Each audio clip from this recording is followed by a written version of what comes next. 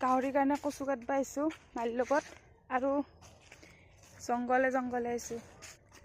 আৰু এই আগত দেখি কচু আছে বুলি কৈছি পাং না নাপাং যাওঁ জাগাক লাগি এই চকুৰ আগত যে পকাটো আহি ইমান অসহ্য কৰে মানে কচু বিচিৰি আহিলোঁহে কিন্তু কচুৱে নাই বেছি জেগাডাল আছে একেডালকে মানে বুটলি বুটলি লৈ যাব লাগিল আৰু গাহৰি থাকিলে এই মানে কি কয় দিগদাৰ বুলিও নকওঁ ঠিক কচু নহ'লেও গাহৰি খায় কিন্তু কচুখিনি দিলে মানে অলপমান আই দিয়ে আৰু দানাখিনি যিহেতু গাহৰি পোৱা মানুহ জানে গাহৰিক বহুত দানা লাগে আৰু গাহৰি নামৰ বহুত পইচা খৰচ হয় আচলতে গাহৰি একো লাভ নাই কিন্তু কি হ'ল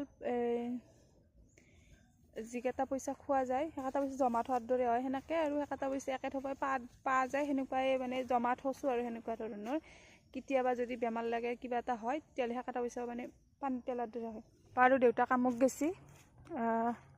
আৰু ঘৰত যিহেতু বস্তুখিনি পোৱা গৈছি গতিকে সিহঁতকেনো আশা কৰি থাকিম না আৰু ঘৰৰ বস্তুখিনি ভালকৈ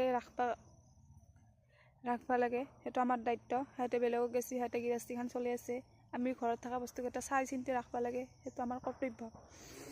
আৰু কচু কাটি খোৱা নাছিলোঁ আগতে এতিয়া খোৱা কচু আৰু কচুখিনি দিলে মানে বহুত আই দিয়ে বা আৰু গাহৰিকেইটা খাই ভাল পায় আৰু মাজতে যুগুলি অনা কৰিছিলোঁ কিন্তু এতিয়া যুগুলিও দিয়া নাই বহুত দিন হ'ল সেইটো কাৰণে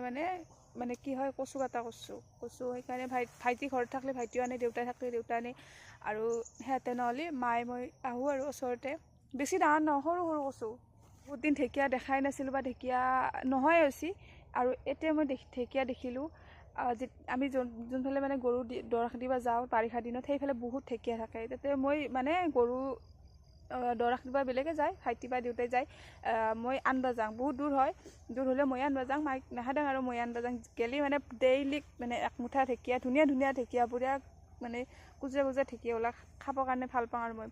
তো সেইকাৰণে তাৰপৰা লৈ আহোঁ বহুত দিন খাবই পোৱা নাই এইবাৰ বাৰিষাতো সেইফালে গৰু সেনেকৈ নিয়া হোৱা নাই খাবই পোৱা নাই ঢেকীয়া বহুত দিন হ'ল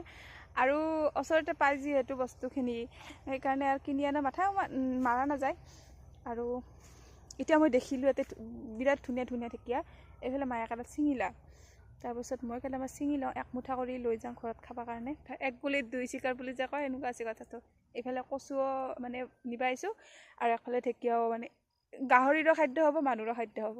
আৰু এইবোৰ হৈছে সাৰ নিদিয়া বস্তু লোকেল বস্তু এইবোৰে একো অনিষ্ট নকৰে মায়ে কচু বাচি দুইৰো যাব গাহৰিত মায়ে আধাৰ বেছি কাটলা মই অলপমান কাটলোঁ তাৰমানে হালি থাকিলে হালি কাটা যায় না কোমাৰখনো জুই উঠি যায় সেইকাৰণে মায়ে অলপ মোক কাটব দিলে আৰু ভিডিঅ' সেইখিনি কৰা নহ'ল বাৰু এইফালে